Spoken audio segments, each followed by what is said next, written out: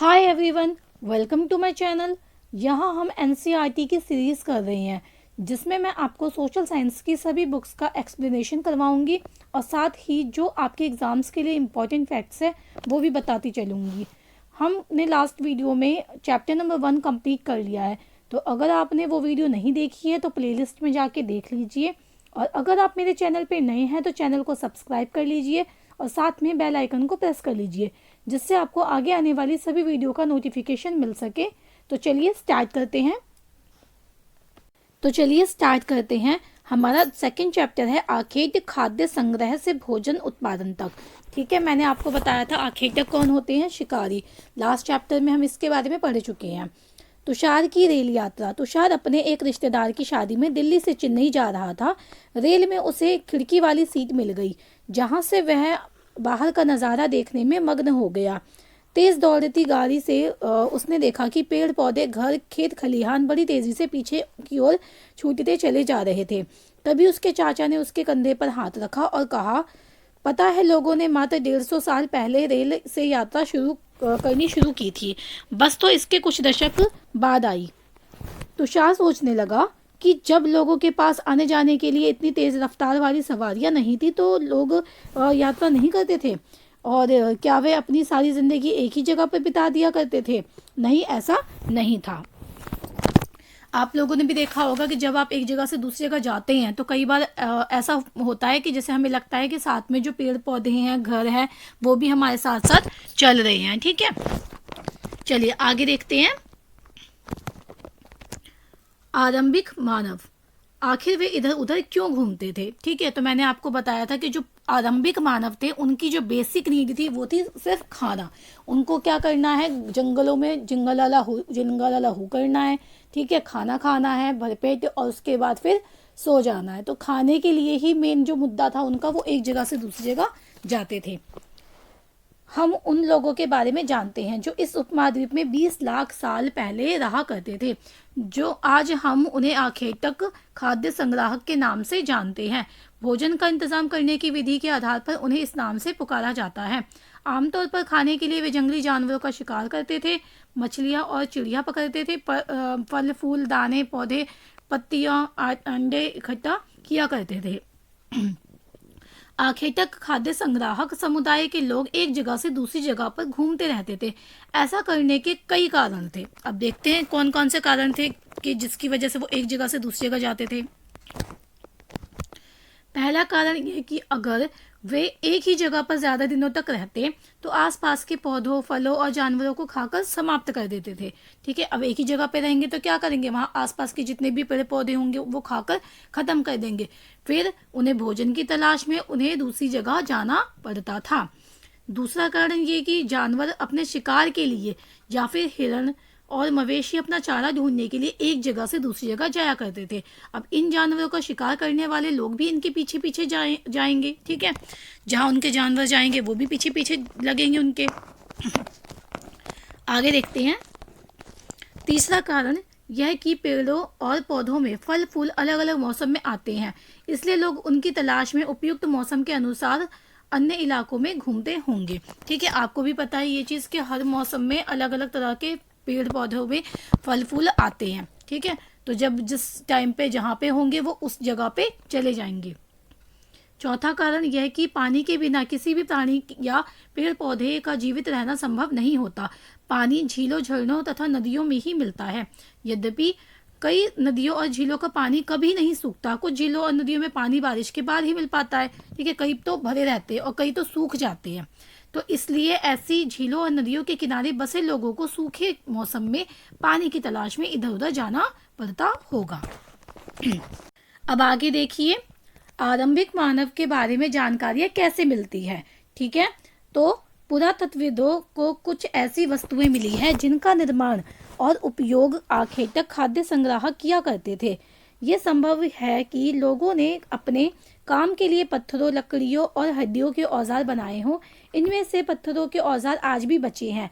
मतलब वो लोग क्या करते थे, जैसे जितने पुराने हथियार होंगे ना बेटा, वो हथियार बिल्कुल उसमें फिनिशिंग नहीं होगी, और जितने नए हथियार होंगे वो ज़्यादा फिनिशिंग वाले होंगे। ठीक है, तो ये लोग क्या करते थे, हथियार बनाते थे, शिकार करते थे, और उस हथियार को जब शिकार हो जाता था या जिससे उनका काम हो जाता था, तो वो उसे वहीं पे छोड़ के चले जाते थे, जो हमें आज मिल रहे हैं। ठीक है,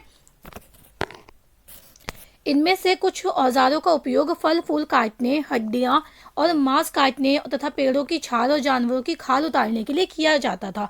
कुछ के साथ हड्डियों या लकड़ियों के मुट्ठे लगाकर भाले और बाण जैसे हथियार बनाए जाते थे।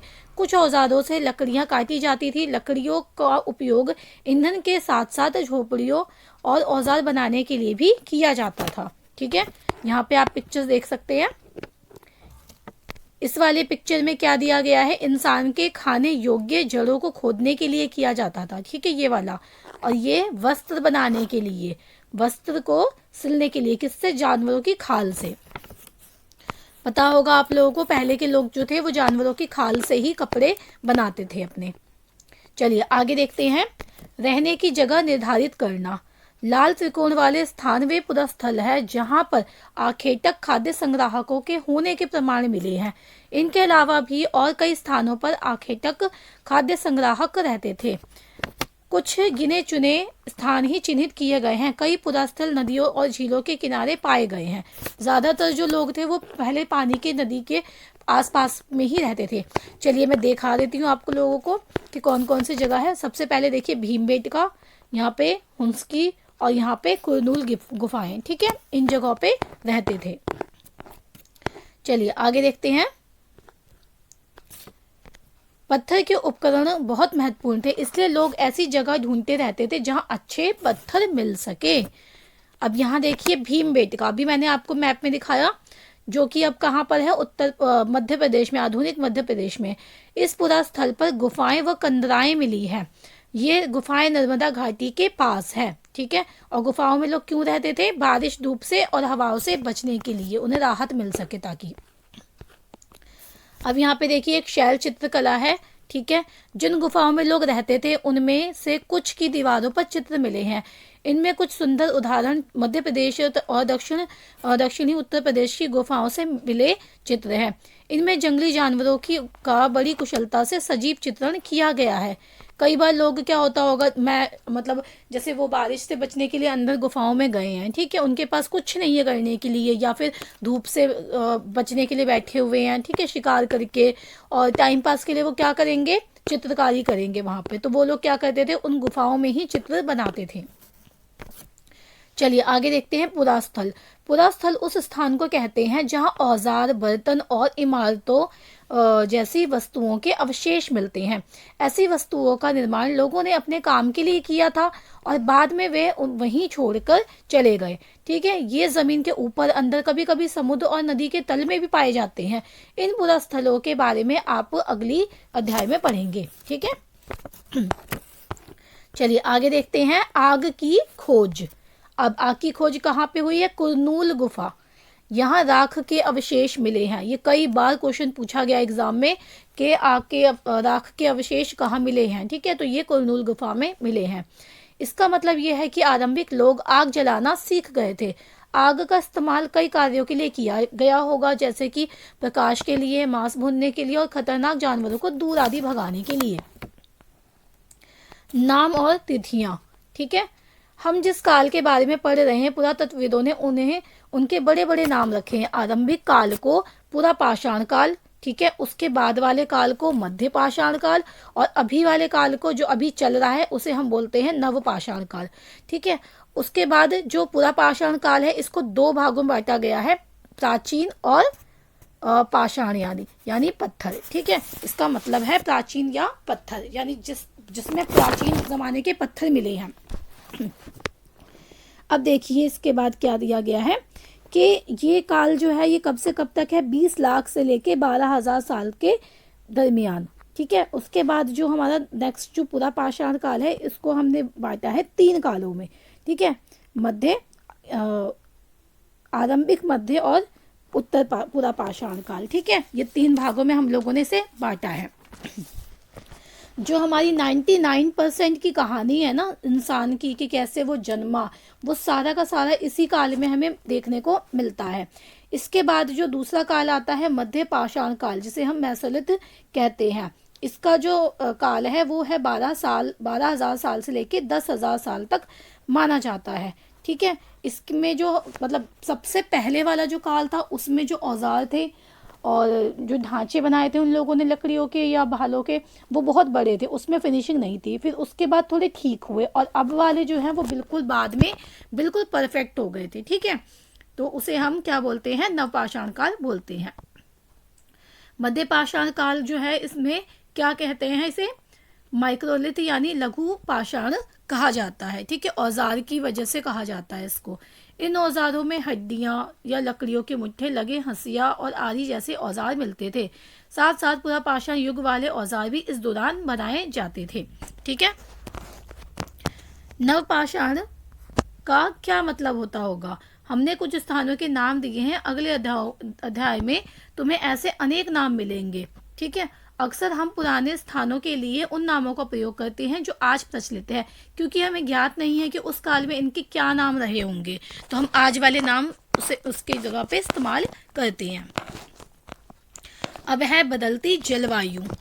लगभग 12,000 साल पहले दुनिया की जलवायु में बड़े बदलाव आए और गर्मी बढ़ने लगी। इसके परिणाम स्वरूप कई क्षेत्रों में घास वाले मैदान बनने लगे। इससे हिरण, बारहसिंगा, भेड़, बकरी और अन्य जानवरों की संख्या बढ़ी जो घास खाकर जिंदा रह सकते थे। अब जो वहाँ के लोग थे उन्होंने देखा, अरे ये तो बड़े फायदे वाले जानवर है। ठीक है, इससे हमें क्या मिलेगा, खाल मिल सकती है, इससे हमें क्या मिलेगा, मांस मिल सकता है। ठीक है, और इससे हमें दूध मिलेगा। तो उन लोगों ने क्या किया, इनको मतलब पकड़ना स्टार्ट कर दिया और इनको पालना शुरू कर दिया। जो लोग इन जानवरों का शिकार करते थे वे भी इनके पीछे आए और इनके खाने पीने की आदतों और प्रजनन के समय की जानकारी हासिल करने लगे। हो सकता है कि तब लोग इन जानवरों को पकड़कर अपनी ज़रूरतों के अनुसार पालने की बात सोचने लगे हों, क्योंकि बार बार भागने से अच्छा इकट्ठे उनको पकड़ लेते हैं और पालते हैं। ठीक है, प्रजनन होगा, फिर वो और बढ़ जाएंगे, उनकी संख्या और बढ़ जाएगी। साथ ही इस काल में मछली भी भोजन का महत्वपूर्ण स्रोत बन गई। खेती और पशुपालन की शुरुआत। इसी दौरान उपमहाद्वीप के भिन्न भिन्न इलाकों में गेहूं, जौ, धान जैसे अनाज प्राकृतिक रूप से उगने लगे थे। शायद महिलाओं, पुरुषों और बच्चों ने इन अनाजों को भोजन के लिए बटोरना शुरू कर दिया होगा। साथ ही वे ये भी सीखने लगे होंगे कि अनाज कहाँ उगते थे और कब पककर तैयार होते थे। ऐसा करते करते लोगों ने इन अनाजों को खुद पैदा करना सीख लिया होगा। इस प्रकार धीरे धीरे वे कृषक बन गए। ठीक है,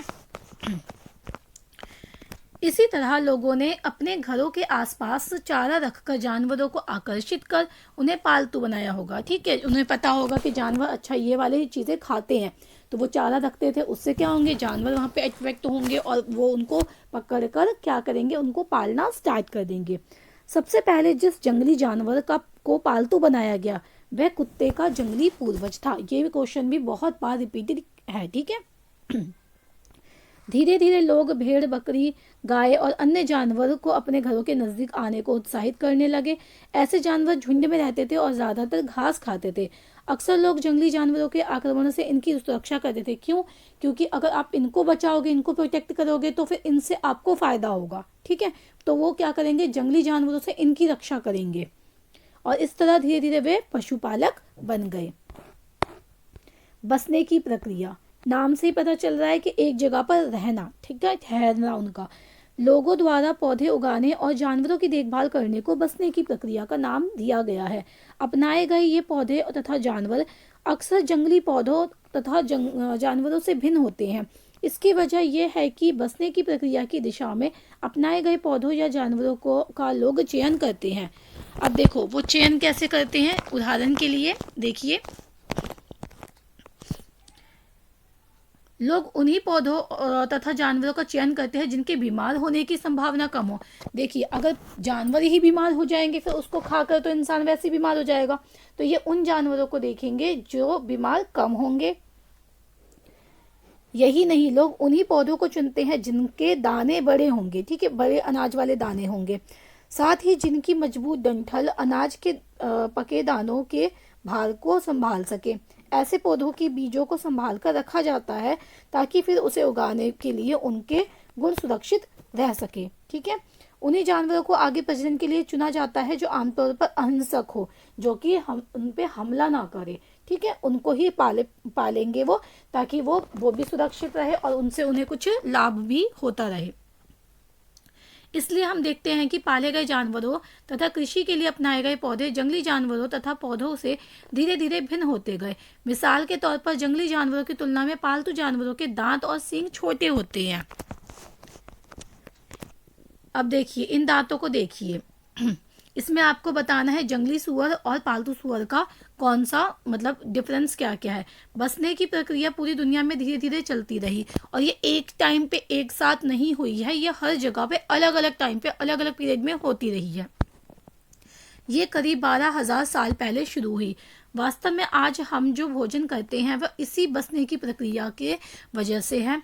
अगर कृषि ही स्टार्ट नहीं होती, इंसान ने कृषि करना शुरू ही नहीं किया होता, तो आज भी हमारे पास अनाज नहीं होता। कृषि के लिए अपनाई गई सबसे प्राचीन फसलों में गेहूं तथा जौ आते हैं। उसी तरह सबसे पहले पालतू बनाए गए जानवरों में कुत्ते के बाद भेड़ बकरी आते हैं। सबसे पहले कौन आता है? कुत्ता आता है। ठीक है, चलिए आगे देखते हैं। एक नवीन जीवन शैली।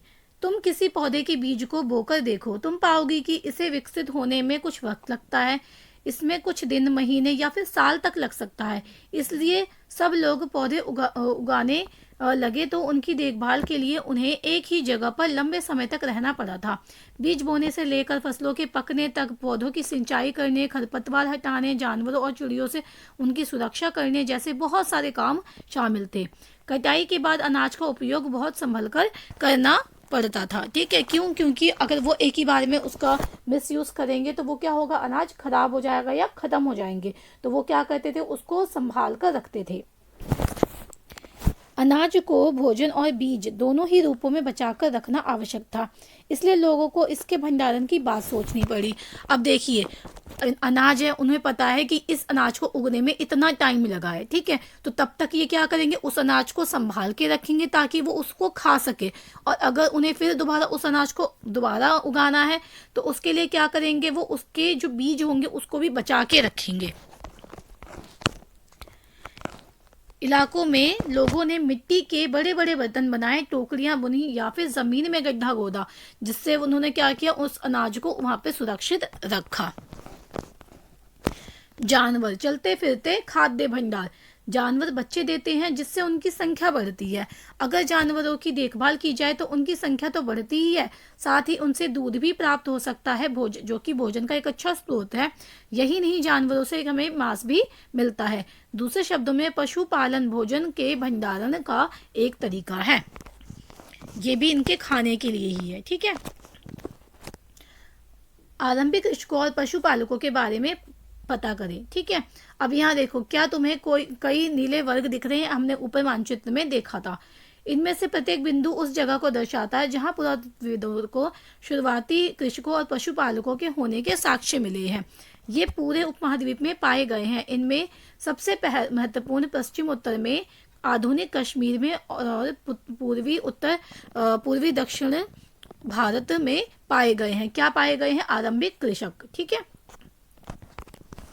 वास्तव में ये निर्दिष्ट स्थान कृषकों और पशुपालकों की बस्तियां थी या नहीं, इसे जांचने के लिए वैज्ञानिक खुदाई से मिले पौधों और पशुओं की हड्डियों के नमूनों का अध्ययन करते हैं। इनमें से सबसे रोचक जले हुए अनाज के दानों के अवशेष है। ऐसा लगता है कि ये गलती से या फिर जानबूझकर जलाए गए होंगे। वैज्ञानिक इन अनाज के दानों की पहचान कर सकते हैं। इस तरह हमें पता चलता है कि इस उपमहाद्वीप के विभिन्न भागों में बहुत सारी फसलें उगाई जाती रही होंगी। वैज्ञानिक विभिन्न जानवरों की हड्डियों की भी पहचान कर सकते हैं। तो हमें सबसे यहाँ पे क्या मिले हैं, ये आधुनिक कश्मीर में और पूर्वी दक्षिण भारत में। ठीक है, क्या मिले हैं? दाने, अनाज के दाने। चलिए आगे देखते हैं स्थायी जीवन की ओर। पुरातत्वविदों को कुछ पुरास्थलों पर झोपड़ियों और घरों के निशान मिले हैं, जैसे कि बुर्ज होम। ये बहुत इंपॉर्टेंट है, जो कि अब कहाँ पर है? आधुनिक कश्मीर में है। यहाँ के लोग गड्ढे के नीचे घर बनाते थे जिन्हें गर्तवास कहा जाता है। इनमें उतरने के लिए सीढ़ियाँ होती थी। इससे उन्हें ठंड के मौसम में सुरक्षा मिलती होंगी। पुरातत्वविदों को झोपड़ियों के अंदर और बाहर दोनों ही स्थानों पर आग जलाने की जगह मिली है। ऐसा लगता है कि लोग मौसम के अनुसार घर के अंदर या बाहर आग जलाते होंगे और खाना पकाते होंगे। ठीक है, जैसे गर्मी है तो क्या करेंगे, बाहर बना लेंगे, और ठंड है तो घर के अंदर बना लेंगे। ठीक है, गड्ढे के अंदर बनाएंगे। एक गर्तवास का चित्र बनाओ। ठीक है, बहुत सारी जगहों से पत्थर के औजार भी मिले हैं। इनमें से कई ऐसे हैं जो पूरा पाषाण युगीन उपकरणों से भिन्न है।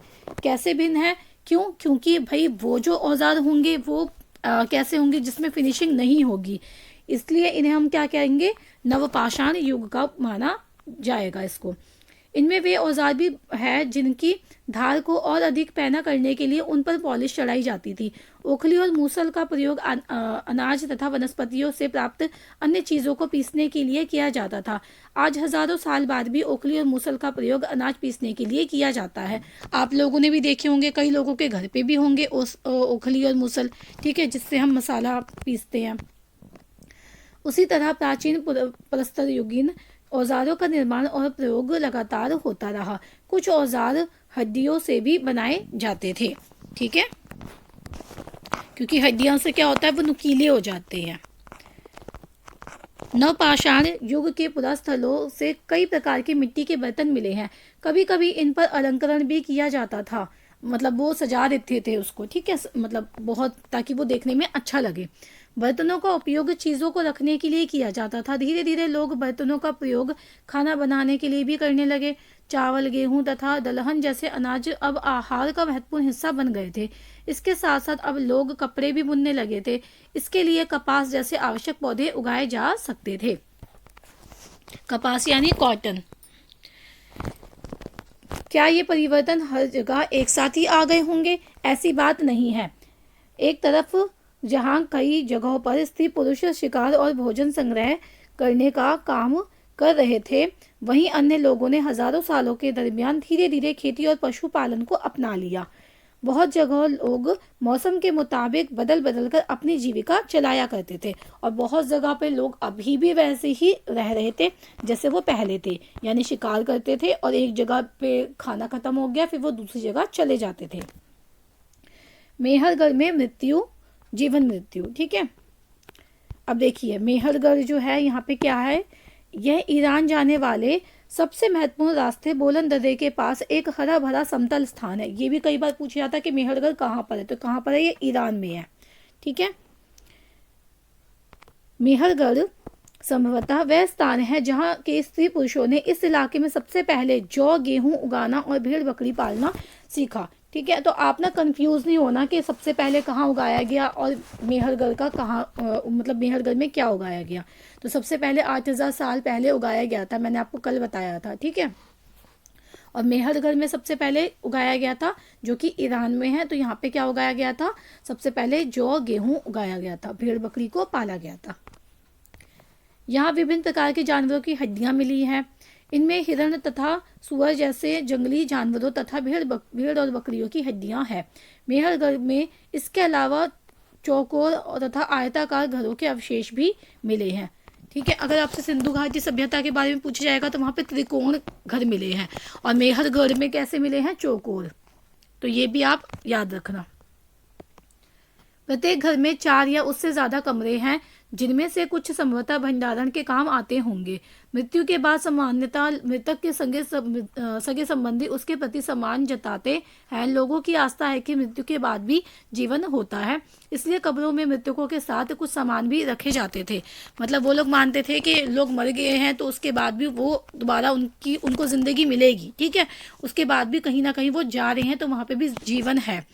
तो मेहरगढ़ में ऐसी कई कब्रें मिली है। ठीक है, जहाँ पे एक कब्र में एक मृतक के साथ एक बकरी को भी दफनाया गया था। तो ये भी पूछा गया है कि एक बकरी को कहाँ पे दफनाया गया था, तो मेहरगढ़ में दफनाया गया था। लोगों ने ये सोचा था कि मृतक के खाने के लिए ये रखा गया है, जब वो परलोक पहुंच जाएगा तो वहां बैठ के वो खाएगा। अब यहाँ पे मिसक्लेनस है, इसको देख लीजिए, वैसे इंपॉर्टेंट नहीं है, ऐसे पढ़ा देती हूँ फिर भी मैं आपको। फ्रांस में गुफा में की गई चित्रकारी, अपने एटलस में फ्रांस ढूंढो। यह चित्र फ्रांस की एक गुफा का है। इस पुरास्थल की खोज लगभग 100 साल पहले 4 स्कूली छात्रों ने की थी। इस तरह के चित्र लगभग 20,000 साल पहले से लेकर 10,000 साल पहले के बीच बनाए गए होंगे। इनमें कई जानवरों के चित्र हैं। इनमें जंगली घोड़े, गाय, भैंस इत्यादि जानवरों के चित्र दिए गए हैं, जो कि गहरे चमकीले रंगों से चित्रित किया गया है। इन रंगों को लौह अयस्क और चारकोल जैसे खनिज पदार्थों से बनाया जाता था। ये संभव है कि इन चित्रों को उत्सवों के अवसर पर बनाया जाता था, या फिर इन्हें शिकारियों तथा द्वारा शिकार पर निकलने से पहले कुछ अनुष्ठानों के लिए बनाया गया था। यानी वहाँ पे जो लोग थे वो शिकार करने जाते थे, तो उससे पहले वो कुछ अनुष्ठान करते थे कि हम इस तरह से उन्हें मारेंगे। ठीक है। एक नवपाषाणिक पुरास्थल, एटलस में तुर्की ढूंढो। नवपाषाण युग के सबसे प्रसिद्ध पुरास्थलों में एक चताल युग तुर्की में है। यहाँ दूर दराज स्थानों से कई चीजें लाई जाती थी और उनका उपयोग किया जाता था, जैसे सीरिया से लाया गया चकमक पत्थर। ये थोड़ा देख लेना आप। ठीक है। लाल सागर की कोड़ियाँ, भूमध्य सागर की सीपियाँ। ध्यान रहे कि उस समय तक पहिए वाले वाहन का विकास नहीं हुआ था। लोग सामान खुद या जानवरों की पीठ पर लादकर एक जगह से दूसरी जगह लाते और ले जाते थे। तो चलिए यहाँ पे ये चैप्टर हमारा फिनिश होता है। ठीक है। और आप इसमें ये तिथियां जो होती है ना, इसको ज़रूर याद कर लीजिए। ठीक है, क्योंकि कई बार क्वेश्चन में आ जाता है ये भी कि किस जगह पे मतलब कितने साल पुराना है। ठीक है, तो आप ये भी याद कर लीजिए। तो यहीं पे हमारी वीडियो फिनिश होती है। अगर आपको वीडियो पसंद आ रही है और हेल्पफुल लग रही है तो उसे लाइक एंड शेयर करना ना भूलें अपने फ्रेंड्स के साथ। ज़्यादा से ज़्यादा इसे शेयर कीजिए। Thanks for the watching.